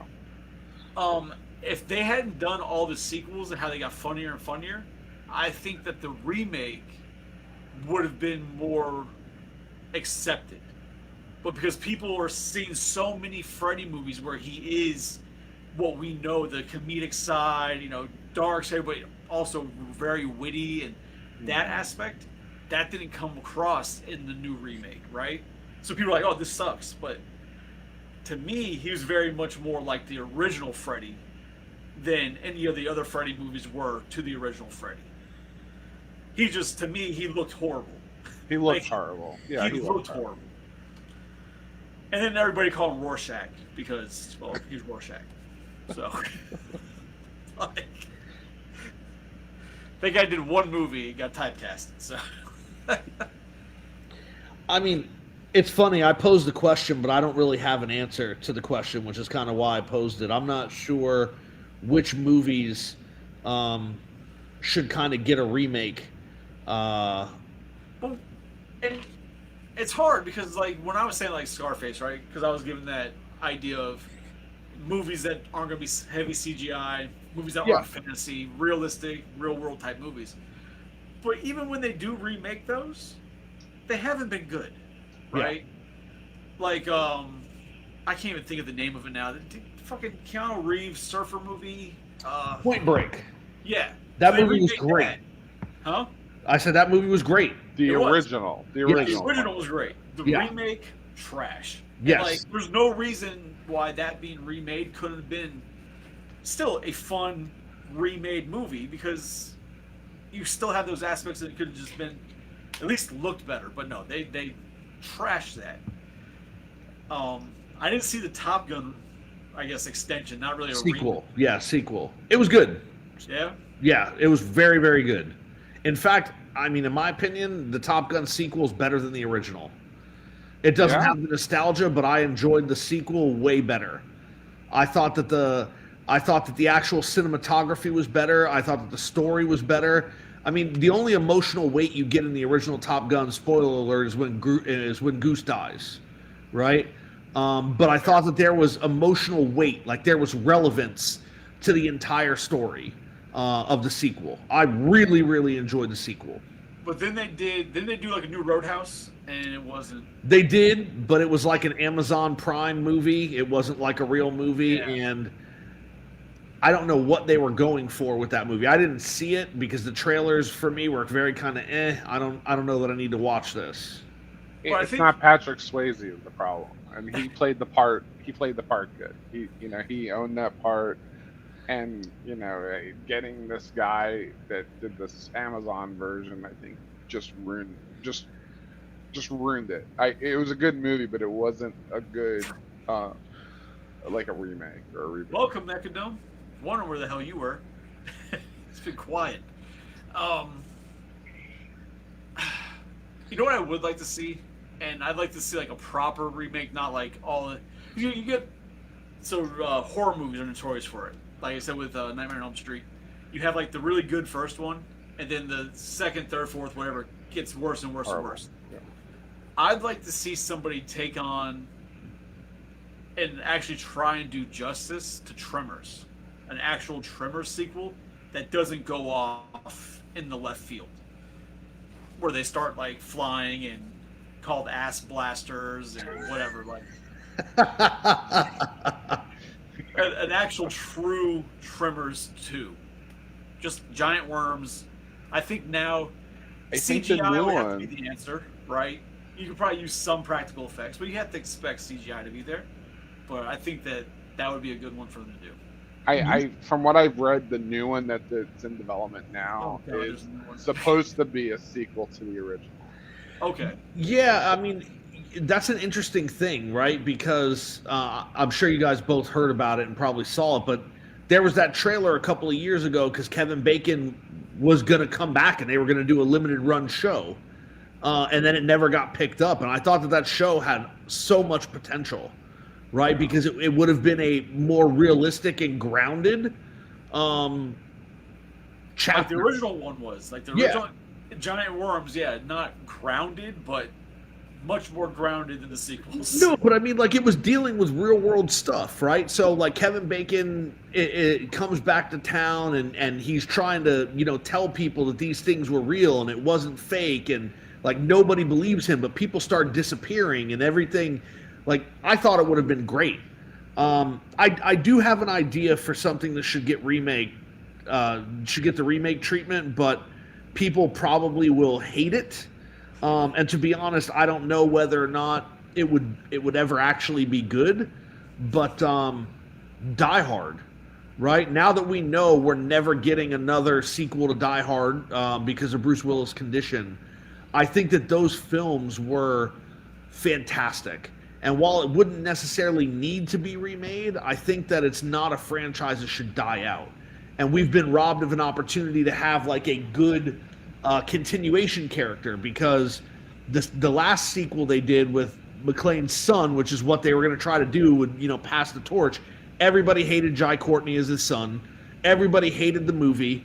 It was terrible, and even Bruce Willis seemed like he didn't want to be there, but was contractually obligated to be there. Like, so Die Hard is, I feel it's one of those that really doesn't need to be remade. Just because it doesn't need it. No. I feel like that's where you start getting people the argument of like, why don't they just make another story, a different story, right? Because if you're going to do a continuation, then just a continuation under the same banner. But that's where you get another problem. And I feel like it's the same problem that Halloween ran into, right? Because the first Halloween movie was supposed to be its own thing. Yeah. Then the second one wasn't supposed to be about Michael Myers. The third one obviously wasn't. Like, it was supposed to be a franchise, but not about a certain specific thing. So I feel like the Die Hard movies, to have done it, would have had to have Die Hard, and then Die Hard 2 just be a completely different story, different characters, different everything, to really make it work right. Because now you're, 5 movies in? Yeah. And you don't have McClane, and he didn't pass it on. You might as well just do a whole entirely different movie at that point. You think they could get away with a Maximum Overdrive remake? I'd love them to. Thank you for saying that. Yes. I don't know that anybody would see it, but I would. Heck yeah. Such a great movie. I'd absolutely go see that. If people are going to go see Toxic Crusader or whether the fuck it's coming out, they'll go watch it. Nobody's going to go see that either. I'm going to go see that. They'll see it. Yeah, they'll see it. Everybody wants to see Toxic Avenger. I would like how ridiculous it is. Yeah. I would like a sequel to The Mummy, the Brendan Fraser Mummy movies, but I don't want a sequel. They did. There were 3, right? But I don't want a sequel to the third one. I want a sequel to the second one. You know what I mean? Like, it's weird when movies do that. I understand they need to do that sometimes. They need to, recon or retcon. Yeah. Stuff. But at the same time, I can't help but know I saw the other stuff. So it's weird because Alien did that, So it's like, ugh. But I get with it.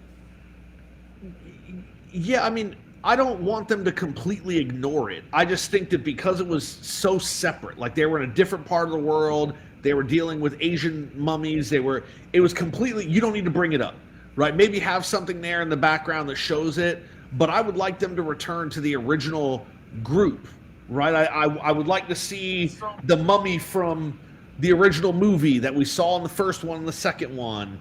I mean, what I would really like, and they tried to do it, and it's not, I think it's kind of a remake, but they did it with Tom Cruise. They did that Tom Cruise movie. Yeah, but it was terrible. Yeah, it was hard. Yeah, it was hard. But it wasn't supposed to be the Mummy remake. It was supposed to be the Mummy Universal Monster. Yeah. Starting, right? I'd like to see them redo that shit and do it well. Give me an actual movie about the Mummy, not Brendan Fraser's Mummy. But yeah, the Brendan Fraser Mummy was the best. Like, those were the best. Yeah, no, but I want them to actually do that goddamn dark universe. You know what I mean? Like, give me all the Universal Monster movies, but make them fucking good. And I then don't need just Tom Cruise in my fucking Universal Monster movie. then there's just a list of movies that need a sequel, right? Like just a ton of movies that should get a sequel that never did. Like, why do I not have a third Sherlock Holmes movie with Robert Downey Jr.? Those movies were great. They made a lot of money. Why didn't I get a third one? There was a second one?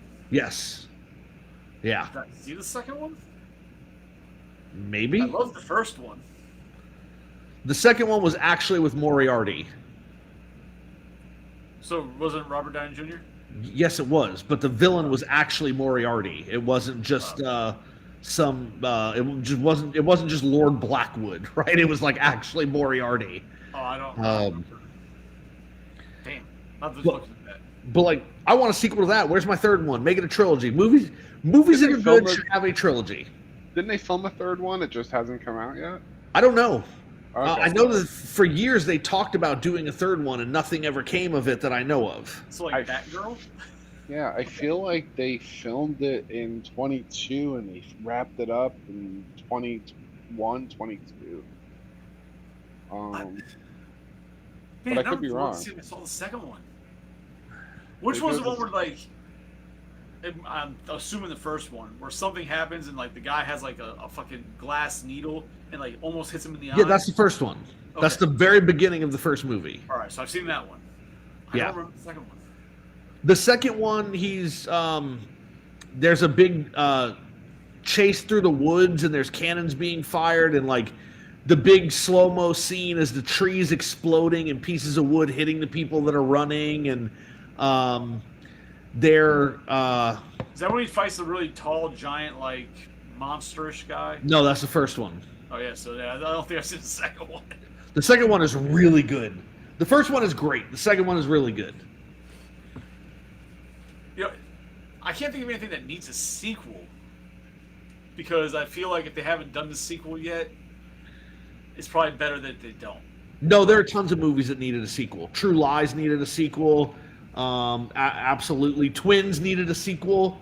Right, like there were tons of movies that needed sequels, man. The one movie that I recently heard they're redoing and they're going back to the roots supposedly is the Fast and Furious. And I'm happy about that. I'm excited for that shit.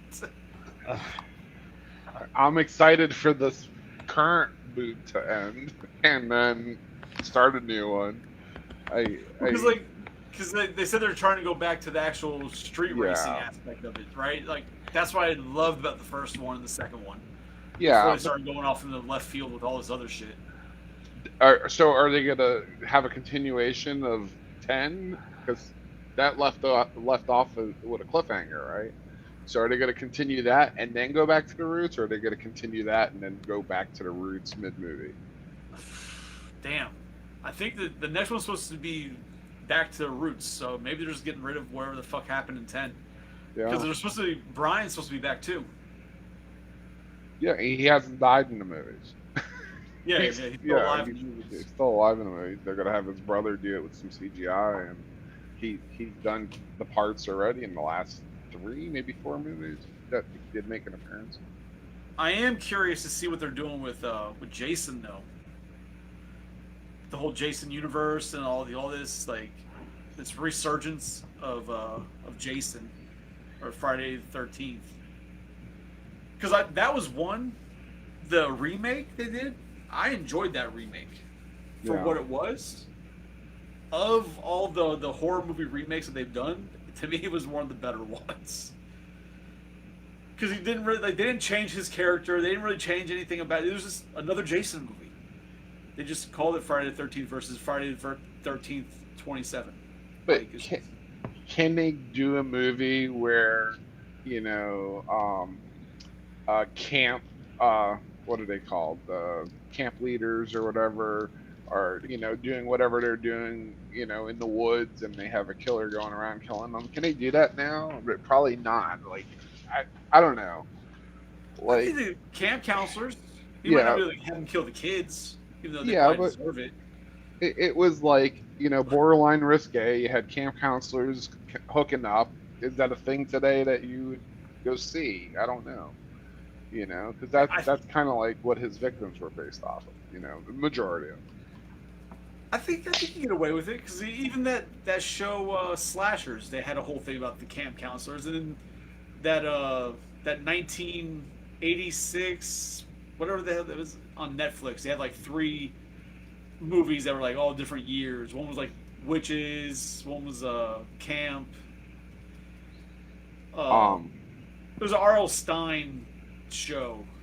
It was American Horror Stories, 1986 or something, 19 something. No. They had They did it too, but no. They There's did it too, R.L. yeah. Stein from Goosebumps. He had Fear Street something. They did one with the whole camp thing, and it was actually kids getting killed. Like, Okay. I think you can get away with it. I think I'd watch it. I would like another Rush Hour movie. Jesus Christ. Rush Hour 4. Or if you're not going to give me that, like, do another Shanghai movie. You had Shanghai Noon, you had Shanghai Nights. Give me a third one. Right? Like, is he even up to it anymore? Jackie Chan wants it. Like, Jackie Chan's been asking for years. He can want it, but is his body up to it? I mean, who knows? I'm not Jackie Chan. And if I was, who knows? He looked slow. He was really slow in this Karate Kid Legends, so I don't know if he can handle it anymore. What? So this Karate Kid Legends. Yeah. Before we get out of here, because I'll cut this off soon. Was the original Mr. Miyagi in that? There's a scene with him in it. Yeah. So they CGI'd him in the movie. Just But really who's he briefly. playing? Who's he? No, he's as himself. Okay, so Jackie Chan wasn't Mr. Miyagi in the No. other one? No. Oh, okay. He was So Mr. Han. Yeah, so it goes back to Miyagi telling his story of how his fisherman great-grandfather ended up in China and learned karate and then brought back Miyagi-Do karate back to Okinawa. Jackie Chan's descendant is who taught Miyagi karate. Gotcha. Because I never watched the ones with Jaden Smith. Like I didn't give a shit to watch them. So I Yeah. just figured it was a remake. That movie would have been infinitely better if they had just called it here in America what they called it everywhere else in the world. Everywhere else in the world, it was Kung Fu Kid. Here in America, it was Karate Kid. They wanted people to think it was a remake, and it wasn't. And the movie stands alone, and it's a decent movie. Like it is a lot like Karate Kid, but they didn't have to call it that, and people would have been much happier with it. Because I remember like there was an interview with Jackie Chan, and they asked him how he felt to be playing this legendary character. He's like, "Who's that?" Like he had no idea who it was or anything. Because it's not who he played. He played a completely different character. That makes so much more sense. Yeah. Oh, But the film was really good. I enjoyed it. I watched it recently because Evangeline wanted to watch it. She likes the Karate Kid movies, and it was good. I have to watch the new one. I mean, I would say watch it. Just ignore the fact that it's called the Karate Kid and tell yourself it's called the Kung Fu Kid. I don't like the originals, but all right. Karate movies. Legends just brought both sides together is really what they did, and they trained one guy, and that was their story. So, but yeah, Miyagi had like I don't know, maybe 5-6 minutes of screen time, all CGI.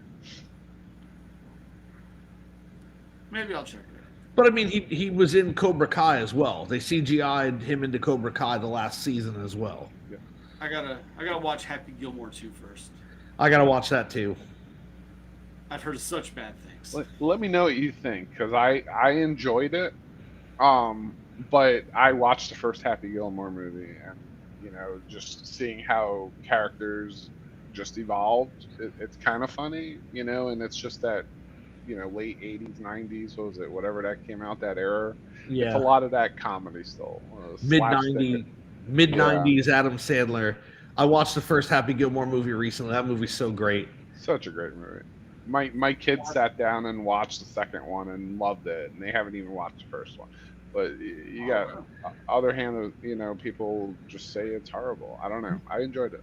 Because that's also the problem with the internet, because a lot of people said it was horrible before even the trailer came out. So yeah, the thing to do is bash Adam Sandler because his movies are on Netflix.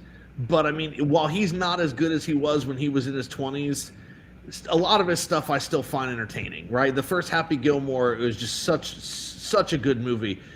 You eat pieces of shit for breakfast? No. I don't know. I like a lot of Adam Sandler's movies. Yeah, that's what I'm saying. Like I have Even liked when a lot of that them. one about the gemstones or whatever, where he plays like the dramatic role. Yeah, I love that Uncut movie. Gems. Yeah. And then even that one he did, that Halloween one where he plays like a character with like QB Halloween. Yeah, I thought was hilarious. Grown Ups were great. Grown Ups was great. Grown Ups Both 2 of them. was not good. Oh well. All right, guys, I'm gonna have to cut this off. Sounds good. But yeah, no, thanks for coming out. Thanks for joining us in the last half here, Joe. No, thanks for the invite. I Even enjoy though it you a said lot. no at first. I said no, and then you said Flight of the Navigator. Yeah. Always get Joe Takes Flight of the little Navigator. Little things, yeah. Joe, you want to get on? No, I'm good. All right, I didn't want to have to do this, but Flight of the Navigator. Done. I'll be there. Pull that card next time. We need Joe in here. Nope. Oh, I know what to say. Uh-oh. Flight of the Navigator. Oh man, but I just want to thank everybody for coming out, watching. Thank you, Psycho, for coming in. I know I originally told you we weren't doing it tonight, and hit you up kind of last minute, so I appreciate that. It's all right. I enjoy it. Yeah, man. Thanks for Tony, even though he couldn't hang the whole time. And people just be on the lookout. Next week we'll be doing Drinks and Toys, and then we'll be doing another Collector's Hideout next Thursday as well. What will it be about? I don't Okay. fucking, maybe I I'll was watch just about Happy to ask you Gilmore. what's it about. Maybe I'll watch Happy Gilmore. We'll go from there. Do some homework. I mean, all I know is that, man, I've posted up some of these videos like in clips on YouTube, and people get pissed off, man. Why? The internet gets mad. Well, like when I said Johnny Cage sucked, like people got mad. Really? It went somewhere? No. Yeah, some people got mad about that. There was one, oh yeah, somebody was like, you guys don't know anything about Mortal Kombat. This is just, bro, they were What? going in. Like, y'all need to calm down. It's just opinions. And, like even today, not because of a clip I did, but I mentioned the whole signs thing. And man, some guy he was mad. Like he was like trying to personally insult me, and I'm like, bro, you're gonna go to sleep and think about me. That's kind of weird. Like he was pissed. But hey, I guess the algorithm. I guess people start commenting. Well, I did clip and post Tony with his "We're going to Sizzler" dance and rant, so I clipped and reposted that, of course. Oh man. Awesome. Well, all right, guys. Thanks for everybody coming out, and we'll see you next week. See ya. Oh, man. Thank you, everybody.